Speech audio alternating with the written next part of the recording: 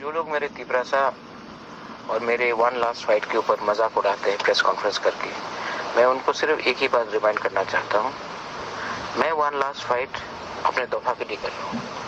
मैं one last fight अपने तिपरासा के लिए कर रहा हूँ, क्योंकि 2026 में डिलिमिटेशन होगा।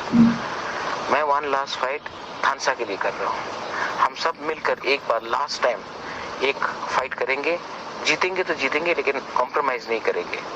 और अगर आपको हमारा मजाक उड़ाना है तो एक बात आप समझ लो, आप जब मेरा थानसा और मेरा वन लास्ट फाइट के ऊपर मजाक करते हो तो हंसता तिपरासा नहीं है, हंसता वो लोग है जिसको आप बांग्लादेशी बोलते हो।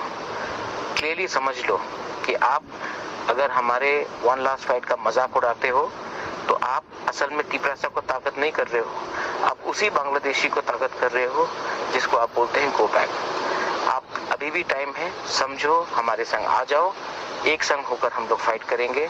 अगर आप एक दूसरे का मजाक उड़ाते रहे, हंसते रहे, तो हारेगा तिपरासा, जीतेगा कोई भी नहीं, जीतेगा बाहर वाला। बेलायना हम भाई, धन्यवाद।